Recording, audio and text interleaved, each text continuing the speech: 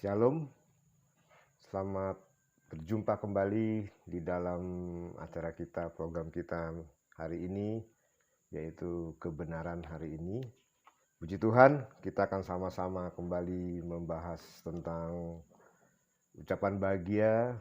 Dan saat ini kita masuk bagian yang ke-6 dari ucapan bahagia.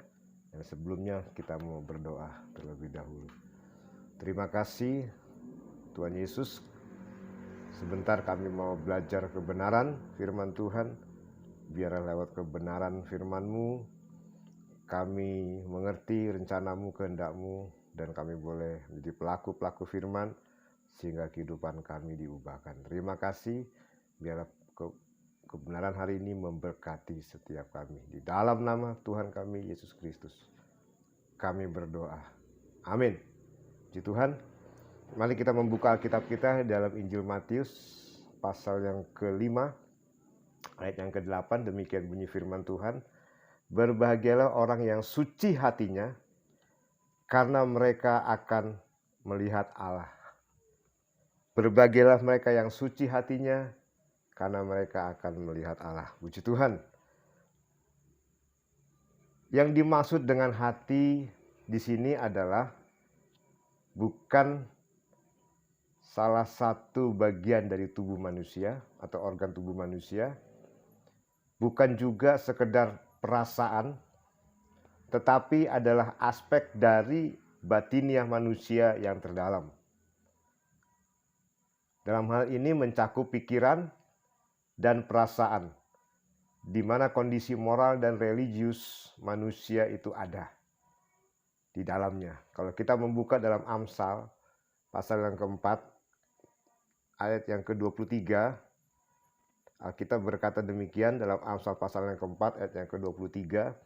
Jagalah hatimu dengan segala kewaspadaan, karena dari situlah terpancar kehidupan. Ungkapan kata suci hatinya menunjuk pada kondisi religius. Pada waktu itu orang-orang Yahudi cenderung terpaku pada berbagai macam aturan.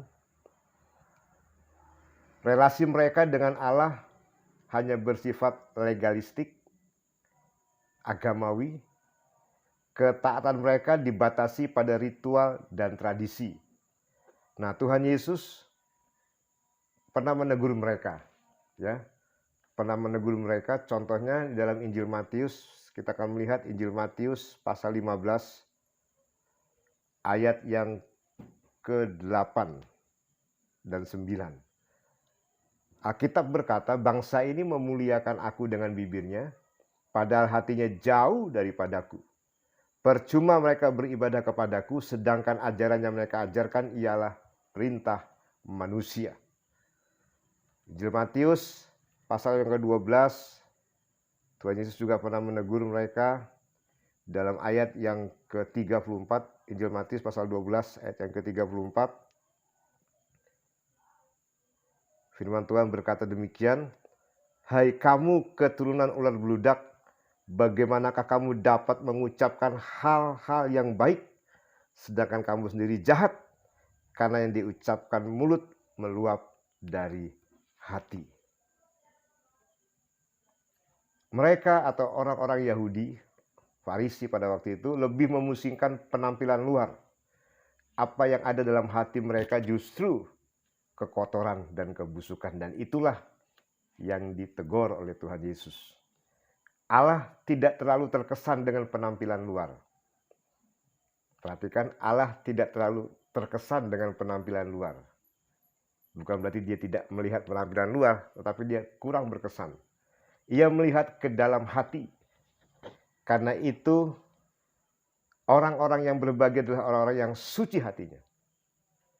Dalam terjemahan King James Version diterjemahkan dengan pure. Artinya murni. Pure in heart. Murni dalam hati. Nah, kata yang dipakai untuk kata suci dalam terjemahan bahasa Yunani, bahasa asli Perjanjian Baru adalah kataros atau kataroi atau kataros. memiliki arti bersih, murni, tidak bersalah. Jadi saudaraku, yang berbahagia adalah orang-orang yang menjaga hatinya tetap bersih, murni, dan tidak bersalah di dalam kehidupannya. Lalu apa yang menjadi bagian atau apa yang didapat bagi orang-orang yang menjaga hatinya tetap bersih, murni, dan tidak bersalah dalam hidupnya?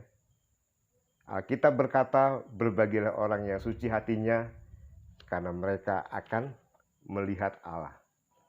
Ada dua pengertian di sini tentang melihat Allah.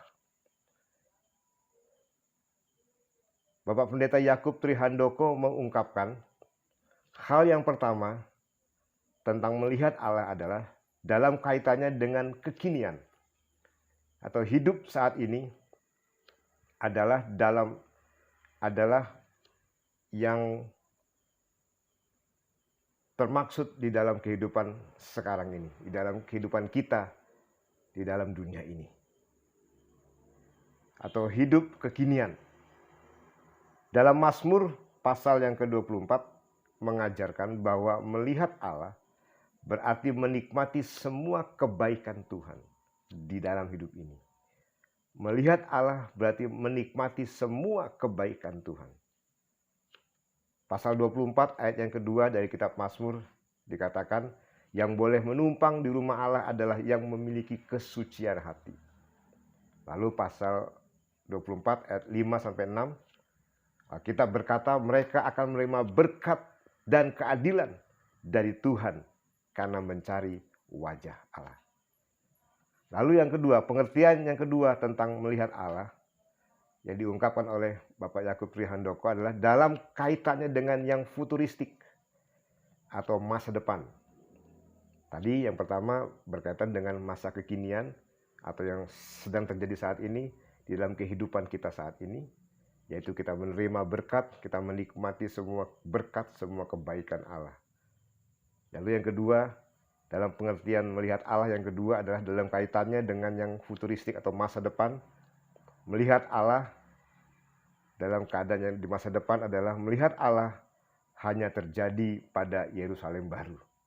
Artinya di sorga kelak kita akan melihat Allah. Wahyu pasal 22 ayat 4, 1 Yohanes pasal 3 ayat yang kedua, ini akan menjadi pengalaman yang menakjubkan bagi kita. Kita akan melihat dia muka dengan muka. Kita akan bertemu dia muka dengan muka. Melihat Allah berarti ada jaminan keselamatan. Ada pengharapan akan hidup yang kekal. Ia akan hidup bersama dengan Tuhan di sorga. Ketika kita melihat Allah dalam kaitannya dengan futuristik, dengan masa yang akan datang, kita akan bertemu dengan Yesus muka dengan muka. Jadi kesimpulannya saudaraku, yang berbahagia adalah orang-orang yang menjaga hatinya tetap bersih, murni, dan tidak bersalah dalam hidupnya, karena mereka akan menikmati berkat-berkatnya di dunia masa kini dan menikmati berkat hidup di kekekalan nanti bersama dengan Tuhan di Yerusalem baru, di dalam kerajaan sorga. Kita berkata, sabarlah engkau hambaku yang kukasih, masuklah dalam kebahagiaan Tuhanmu.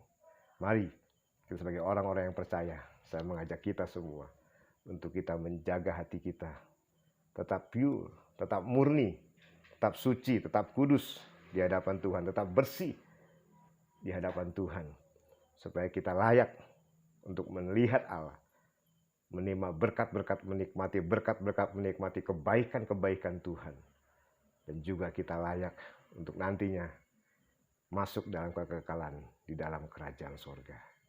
Tuhan Yesus memberkati kita semua. Amin. Mari kita berdoa. Terima kasih Tuhan Yesus buat kebenaran-Mu malam hari ini. Untuk hari ini Tuhan, kami sudah diberkati Tuhan lewat kebenaran firman Tuhan. Biarlah kami sebagai orang-orang yang percaya, kami belajar untuk menjaga hati kami tetap suci, murni, kudus di hadapan Tuhan. tidak bersalah Tuhan Yesus, sehingga hidup kami boleh berkenan di hadapan Tuhan. Kami bisa melihat Allah, dalam arti kami menikmati berkat-berkat kebaikan Tuhan, dan juga menikmati berkat Tuhan pada kekekalan nanti. Kehidupan yang kekal yang Tuhan sudah siapkan buat kami. Terima kasih, kami bersyukur dalam nama Tuhan kami Yesus Kristus. Kami berdoa, mengucap syukur. Haleluya. Amin. Shalom, Tuhan Yesus memberkati.